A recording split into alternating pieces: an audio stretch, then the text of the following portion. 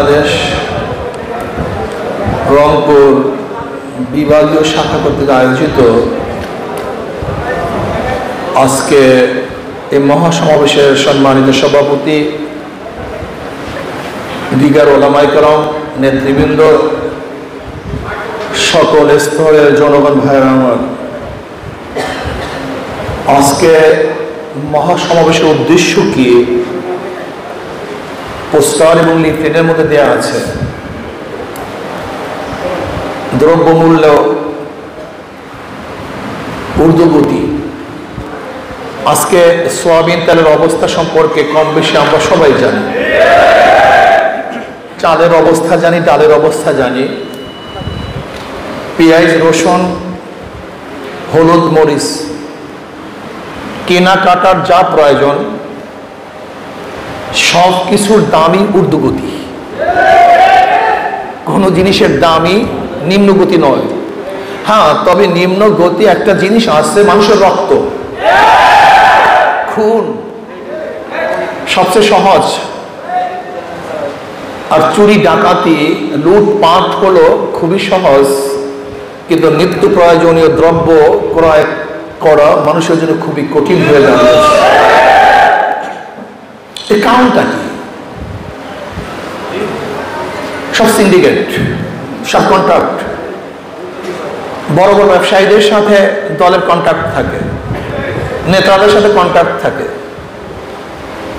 ব্যাস, ব্যবসায়ীরা বলে যে আমরা এই দাম বৃদ্ধি করব, এত পার্সেন্টেজ তোমাদেরকে দেব। এক একটা মালের উপরে কয়বার ভ্যাট দিতে আপনারা জানেন? একবার যখন ঢুকে দেশে তখন ট্যাক্স ভ্যাট দিতে হয়, যখন মিলে ঢুকে বুঝেন নাই যে ইম্পোর্টার থেকে যখন মিলওয়ালারা কিনবে সেখানে ভ্যাট ট্যাক্স দিতে হয়। আবার যখন মাল বের হবে তখন সেখানে ভ্যাট ট্যাক্স দিতে হয়। আবার যখন ক্রয় করবে তখন ভ্যাট ট্যাক্স দিতে হয় একই মালের উপরে। আপনারা জানেন না একই মালের উপরে কতবার ভ্যাট ট্যাক্স দিতে হয়। সার বৃদ্ধি,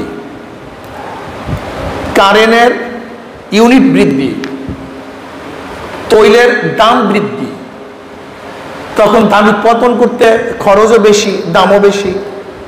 সব ইচ্ছে করলে সরকার নিয়ন্ত্রণ করতে পারত, কিন্তু সরকারের মাথা ব্যথা সেই দিকে নেই। সরকারের মাথা ব্যথা হলো বিরোধী দলকে কিভাবে দমন করা যায়, জেলে ঢুকানো যায়, খুন করা যায়, গুম করা যায়, আর সরকারি দল লোকদের পেটকে কিভাবে ভরা যায়। আজকে প্রথম আলো পত্রিকায় দেখেছেন আওয়ামী লীগের মহাসচিব আব্দুল কাদের সাহেব, ওবায়দুল কাদের সাহেব বক্তৃতা করেছেন। আওয়ামী লীগ করে অনেকে হাজার হাজার কোটি টাকা পাচার করেছে। দুর্নীতিবাজ।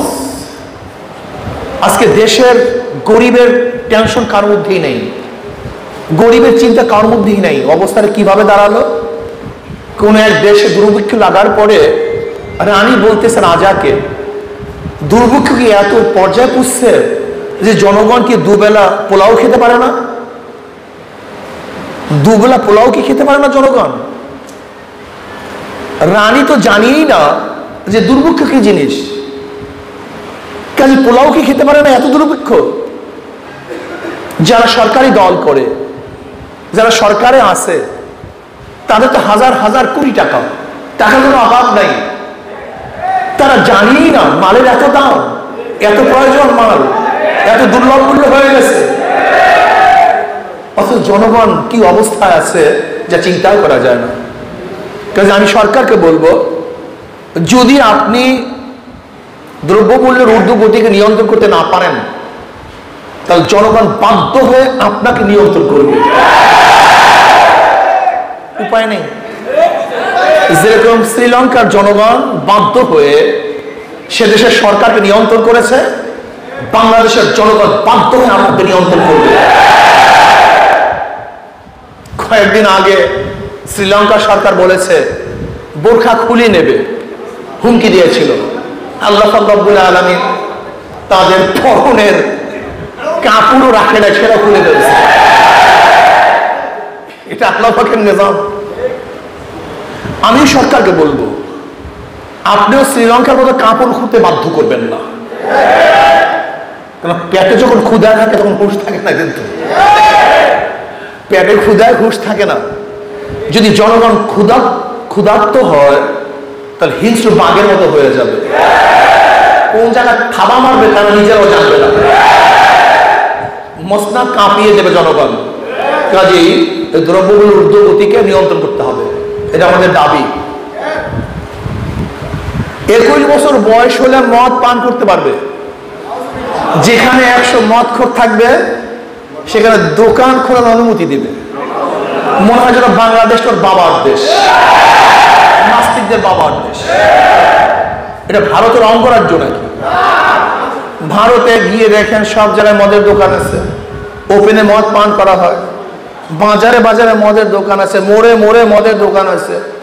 তাহলে মানি আমাদের দেশটা তো আমাদের দেশের কোনো নেতারা নিয়ন্ত্রণ করে না, আমাদের দেশের নেতারা আমাদের দেশ নিয়ন্ত্রণ করে না, ওই ভারতের লোকজন আমাদের দেশ নিয়ন্ত্রণ করে। তাহলে আমরা কেমন স্বাধীন? আসলে আমরা স্বাধীন মুখে বলি, আসলে প্রকৃতভাবে আমরা স্বাধীন না। যদি আমরা স্বাধীনই হতাম তাহলে র্যাবের উপর থেকে নিষেধাজ্ঞা উঠাবার জন্য আমাদের বাংলাদেশ সরকার ভারতকে ধরছে কেন? লজ্জায় মাথা নত হয়ে যায়। উকিল ধরছে ভারতকে, আজকে ভারত আমাদের উপর নিয়ন্ত্রণ করবে, তাহলে আমরা স্বাধীন হয়েছিলাম কেন? ভারত আমাদের কর্তৃত্ব করবে, তাহলে আমরা স্বাধীনতার মানিটা কি হলো? আমাদের গর্ব কোথায় স্বাধীনতা? ভারত আমাদেরকে দ্রব্যগুলো নিয়ন্ত্রণ করবে, রাজনীতি নিয়ন্ত্রণ করবে, কে ক্ষমতা যাবে কে ক্ষমতা যাবে না ওখান থেকে আসবে না, এটা মেনে নেওয়া যায় না। কে ক্ষমতায় থাকবে কে ক্ষমতায় যাবে, কে উঠবে কে নামবে, এর নিয়ন্ত্রণ করবে বাংলাদেশের জনগণ, অন্য কাউকে এই নিয়ন্ত্রণ শক্তি হাতে দেয়া যাবে না। কিন্তু আমরা কি দেখেছি? আমরা দেখছি যারা ক্ষমতায় আছে, যারা ক্ষমতায় যেতে চায়, তারা আমাদের দেশের জনগণের কাছে কেউ যায় না, তারা সবাই বিদেশি শক্তির কাছে যায়।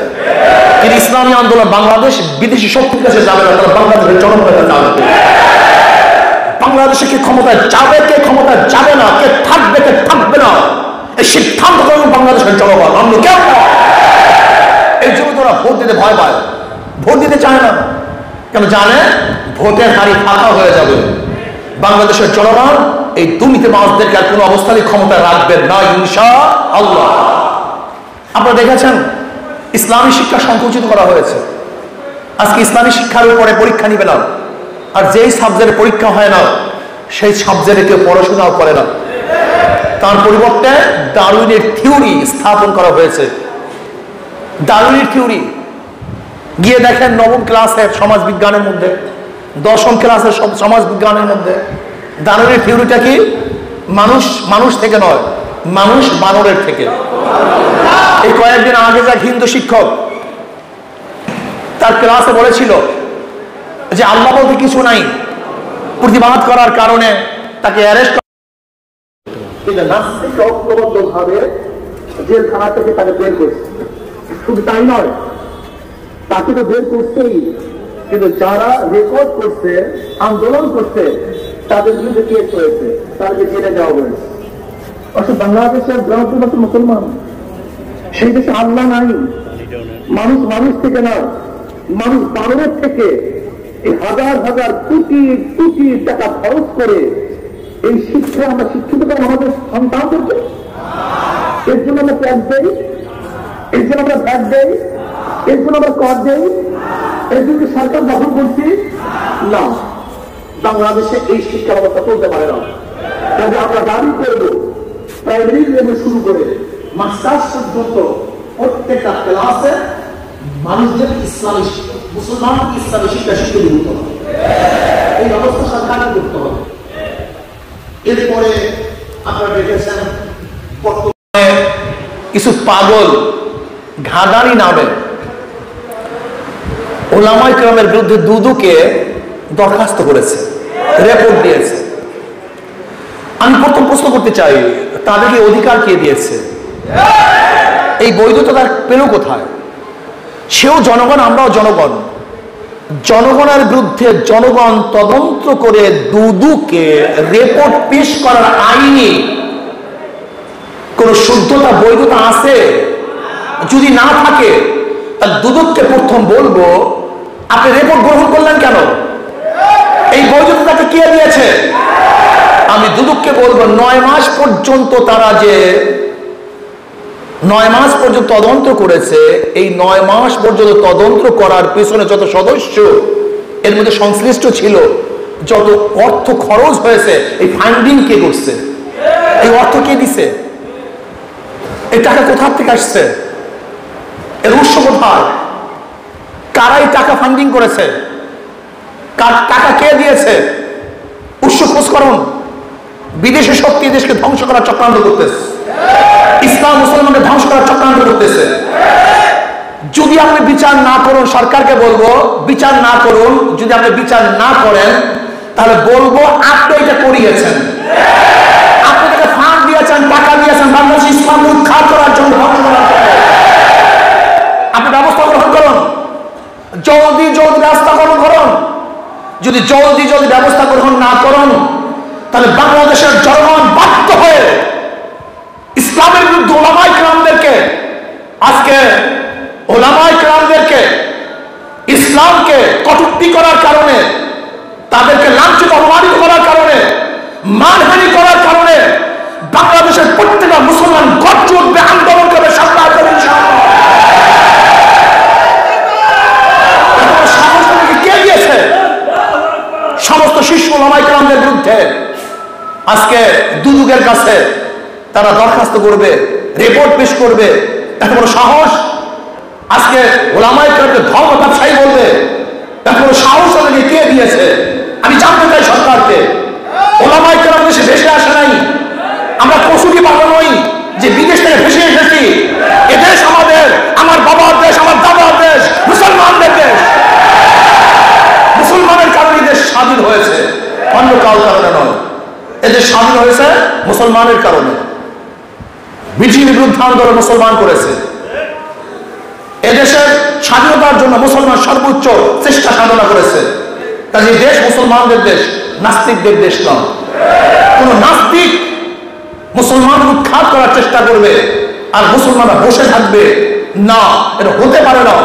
যেরকম আগুন এবং পানি একই জায়গায় থাকতে পারে না, আলো এবং অন্ধকার একই জায়গায় থাকতে পারে না, ইসলামের দুশমন এবং মুসলমান একই জায়গায় থাকতে পারে না। এটা কোথা থেকে এসছে? যাদের দুর্নীতি কোনো অভাব নাই, যার চরিত্র চরম খারাপ, যারা মায়ের সাথে খারাপ ব্যবহার করে, মাকে খেতমতের পরিবর্তে ঘর থেকে নামিয়ে দেয়, দুর্নীতির কারণে যাদের চাকরি চলে যায়, এরা মুসলমানদের বিরুদ্ধে, আলেম ওলামাদের বিরুদ্ধে রিপোর্ট পেশ করবে, ধর্ম ব্যবসায়ী বলবে। এটা মানা যায় না, মানতে পারি না। আজকে দেশ স্বাধীন হয়েছিল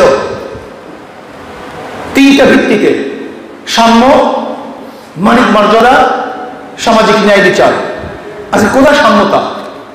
সাম্যতা কোথায়? যারা দল করবে তারা ইজ্জত সম্মান পাবে, যারা দল করবে না, সরকারি দলে থাকবে না, তারা লাঞ্ছিত অপমানিত হবে। এটা কি সাম্য?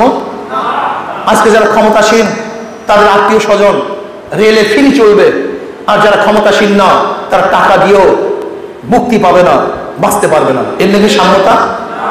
মানবিক মর্যাদা কোথায়? কোথায় মানবিক মর্যাদা? আজকে মানবিক মর্যাদা পাচ্ছি না, মানুষ ঢুকে ধরে মরছে। যারা দল করবে না তারা লাঞ্ছিত অপমানিত হবে। আজকে সম্মানিত লোক তারা লাঞ্ছিত হবে, অপমানিত হবে। আজকে ওলামায়ে কেরাম লাঞ্ছিত হবে, অপমানিত হবে। এটি কি মানবিক মর্যাদা? সামাজিক ন্যায় বিচার কোথায়? যদি দল করেন খুন করলে মুক্তি পাবেন, আর যদি দল না করেন, অন্যায় না করলেও আপনি জেলখানায় ভুগবেন। এটা কেমন কথা? হ্যাঁ, সব জায়গাতেই সরকার হস্তক্ষেপ করেছে। আজকে নির্বাচন কমিশন, নির্বাচন ব্যালটে হবে না ইভিএমে হবে সে নির্ধারণ করবে কে? না, নির্বাচন কমিশন। নির্বাচন কমিশন। অথচ আমাদের প্রাইম মিনিস্টার কি বলেছেন? ইভিএমে সব জায়গায় নির্বাচন হবে। তার মানে সে আগে নির্দেশ দিয়েছে আগামী নির্বাচন সুস্থ হবে না, আগামী নির্বাচনও একমুখী নির্বাচন হবে। শোনেন, আপনার বিগত দিনে এই নির্বাচন করেছেন, জনগণ কিছুই বলে নাই, কিন্তু ভবিষ্যতে যদি আপনি ওই একতরফা রাত্রে নির্বাচন করার চেষ্টা করেন, তাহলে বাংলাদেশের জনগণ ঐক্যবদ্ধ হয়ে, যেরকম শ্রীলঙ্কা সরকার দুর্নীতিবাজ সরকার পালাতে পারে নাই, ঠিক বাংলাদেশের জনগণ ঐক্যবদ্ধ হয়ে দুর্নীতিবাজদেরকে ভোট ডাকাত এবং ভোট চোরদেরকে পালাতে দিবেন না ইনশাআল্লাহ। কাজে আসুন আমরা আগামী নির্বাচনে সাম্য, মানবিক মর্যাদা এবং সামাজিক ন্যায় বিচার প্রতিষ্ঠা করার জন্য ইসলামী আন্দোলন বাংলাদেশের কোনো বিকল্প দল আছে বলে আমি মনে করি না। এটা আমার জানা নেই। ইসলামী আন্দোলন বাংলাদেশের প্রত্যেকটা নেতাকর্মী তারা সন্ত্রাসের সাথে সংযুক্ত না, তারা মদ্যপায়ী না, তারা চোরাচালানির সাথে জড়িত না, তারা অবৈধ অস্ত্র নিয়ে ঘোরাফেরা করে না, তারা চাঁদাবাজি করে না। যদি এদেশ চাঁদামুক্ত করতে হয়, সন্ত্রাস মুক্ত করতে হয়, আমি মনে করি ইসলামী আন্দোলন বাংলাদেশের কাছেই এদেশ নিরাপদ এবং সন্ত্রাস মুক্ত হবে বলে আমি মনে করি ইনশাআল্লাহ। এর জন্য আজকের থেকে আমাদের ইসলামী আন্দোলন বাংলাদেশের প্রত্যেকটা নেতা কর্মীকে ঝাঁপিয়ে পড়তে হবে, এলাকা এলাকায় ছড়িয়ে পড়তে হবে। আমাদের এখন থেকে জনগণের কাছে যেতে হবে যে আসুন আমরা ইসলাম, মানবতা এবং সামাজিক ন্যায় বিচার প্রতিষ্ঠা করার জন্য ইসলামী আন্দোলনের হাত পাকে আমরা সবাই ভোট দেব। এখন থেকে ঝাঁপিয়ে পড়ুন, এখন থেকে দাঁড়ে দাঁড়ে যান। যেখানে দুর্বলতা আছে সেখানে আমরা গিয়ে দুর্বলতাকে কাটিয়ে সেই এলাকাকে শক্তিশালী করার চেষ্টা করবো ইনশাআল্লাহ। কি রাজি আছেন ইনশাআল্লাহ? আশা করি আগামী দেশ হাত পাকা দেশ হবে, আগামী দেশ ইসলামের দেশ হবে। আগামী ইনশাআল্লাহ ইসলামী আন্দোলন বাংলাদেশ বিপুলভাবে ভোটের মাধ্যমে এদেশে সামাজিক ন্যায় বিচার, মানবিক মর্যাদা এবং শান্তি প্রতিষ্ঠা করবে ইনশাআল্লাহ।